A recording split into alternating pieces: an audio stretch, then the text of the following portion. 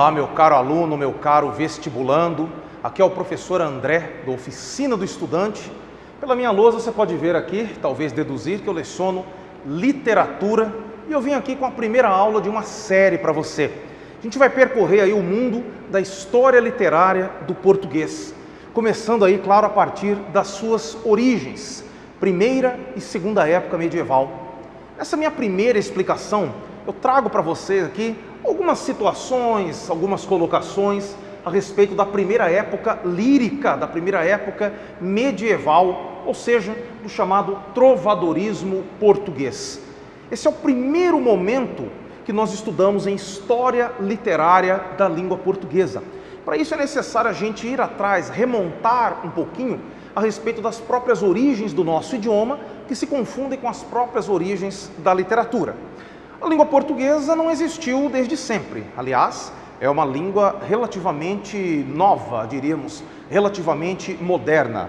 Ela está ali no conjunto das chamadas línguas neolatinas, ou seja, das línguas derivadas do latim, no caso do latim vulgar, que era o latim falado pelas massas populares, enfim, o latim das ruas, o latim corriqueiro, o latim do dia a dia. O português, como as línguas espanholas, a exemplo do castelhano, as línguas italianas, a exemplo do dialeto de Florença, o florentino, o dialeto napolitano, tantos outros dialetos aí de raiz italiana, as línguas francesas, o próprio francês, a língua provençal, que seria tão importante para a literatura medieval, além de outros idiomas mundo afora. O português surgiu do latim vulgar, passando por uma situação intermediária, que é a do galego-português. Portanto, podemos entender esse galego português como uma língua intermediária entre o latim vulgar e o que chamaremos de português moderno, bem como o próprio idioma galego, falado ao norte da Espanha, região de Galícia, La Corunha, por exemplo. Bom, esse português medieval, portanto, esse proto-português, esse português mais antigo, esse galego-português, é a língua oral das cantigas medievais, de toda a expressão falada da língua portuguesa medieval. A literatura, não podemos dizer assim que surja concomitantemente com a própria língua. A gente conhece as primeiras manifestações registradas por escrito do chamado trovadorismo português, ali por volta do final do século XII. E esse primeiro período da literatura portuguesa iria aí mais ou menos até início ou meados do século XV. Portanto, nós percorremos nessa nossa primeira aula mais ou menos aí uns 300 anos de história literária. Para você que deve estar atento às provas, aos exames, aos vestibulares, é interessante que a gente faça uma categorização, uma colocação dessa produção literária dentro de gêneros específicos. Vamos observar, pessoal, quando nós levamos em conta a produção literária medieval nesse primeiro momento, nós dividimos a produção em poesia e prosa narrativa. Primeira coisa a se observar, gente, é que a literatura nem sempre circula de forma escrita.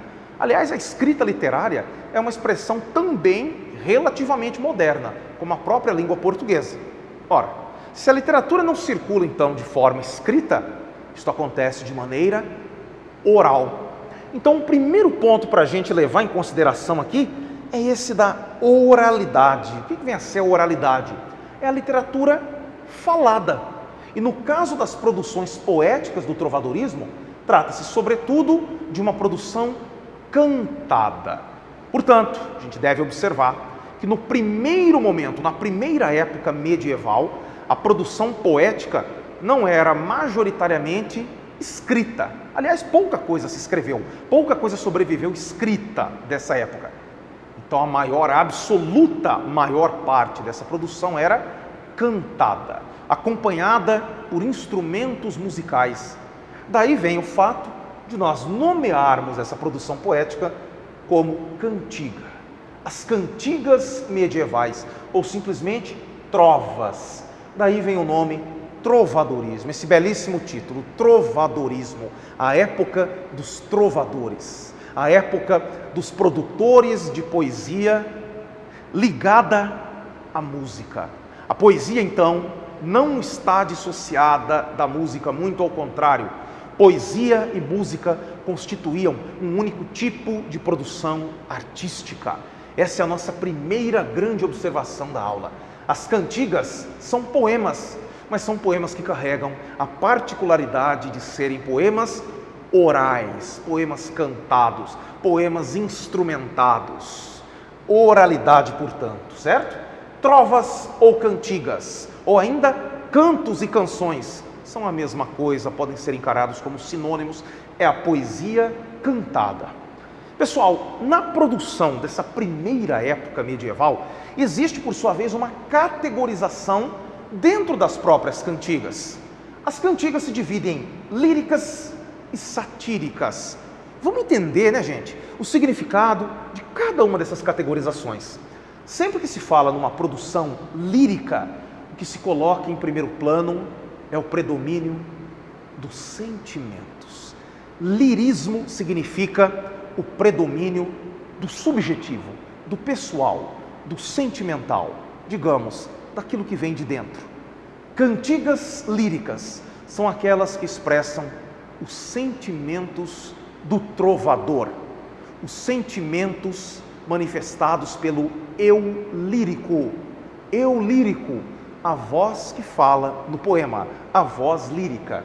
As cantigas líricas são, portanto, sentimentais, mas é claro, este é o nome técnico que você deve usar no caso de uma solicitação por escrito ou na escolha de uma alternativa, numa questão de múltipla escolha, evidentemente, num exame vestibular, aí, numa prova que você venha fazer. Cantigas líricas, aquelas que manifestam o sentimento pessoal do eu lírico. Elas se diferenciam das satíricas, satírico, de sátira. O que é fazer uma sátira?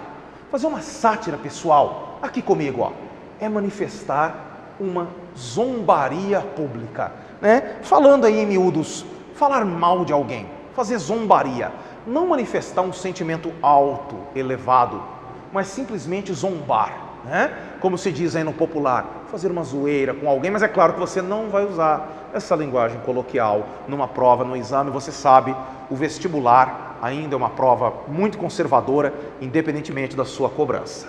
Então eu tenho cantigas líricas e cantigas satíricas, as sentimentais e as zombeteiras, digamos assim. Por sua vez, a gente tem uma ramificação quando fala de qualquer um desses dois tipos ou dessas tipologias de cantigas. As líricas, pessoal, são compreendidas entre cantigas de amor e de amigo. Muito cuidado aí com o sentimento amoroso medieval, que não é o sentimento amoroso romântico, não é o sentimento amoroso moderno. É o que nós chamamos de amor cortês, por causa da sua ambientação em palácios, na corte. Então, o eu lírico, que é masculino, vai manifestar o seu sentimento amoroso, que é o respeito, a cortesia em relação a uma dama medieval. Essa dama medieval, por sua vez, simboliza o próprio poder do senhor feudal, o suzerano. Então a gente tem, no caso das cantigas líricas amorosas, a manifestação da vassalagem. O que é a vassalagem? É a subordinação desse eu lírico, dessa voz masculina, a uma dama idealizada. E essa dama idealizada corresponde, na literatura, àquilo que na realidade seria o poder do senhor feudal, que por sua vez, por que não dizer, reflete o próprio poder divino. Então existe toda uma rede de valores aqui, pessoal, que passa por esta situação, o chamado teocentrismo medieval. Teo, Deus, o Deus cristão. Centrismo, a localização principal, no centro. Teocentrismo, Deus no centro das considerações humanas, ou como se diz aí mais comumente, mais vulgarmente, Deus no centro do universo. No caso, a dama adorada representa socialmente o senhor feudal, que representa, por sua vez, simbolicamente, o próprio poder do Deus cristão. Então o teocentrismo, vamos dizer assim, está aí como um pano de fundo para toda a produção medieval, como a gente vai ver depois nas outras categorias aqui também. Vamos prosseguir. A cantiga lírica também pode ser de amigo, só que mais uma vez, o que se chama aqui de amizade não é a amizade moderna, né? Uma relação de afinidade entre pessoas, mas simplesmente uma relação de amor físico. Quem fala aqui, pessoal, não é um eu lírico masculino, mas feminino.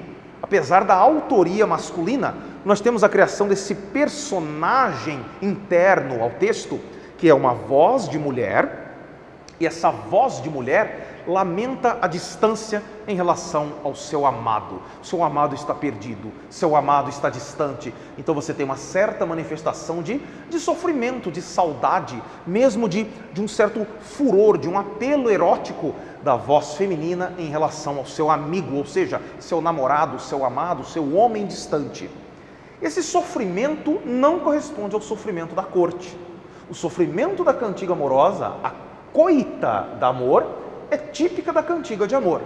Na cantiga de amigo você tem uma simples moça do campo, daí você tem uma ambientação rural, numa linguagem muito mais simples, muito mais singela e, portanto, aparentemente muito mais natural. Como que eu distingo uma cantiga de amigo da cantiga de amor? É muito simples.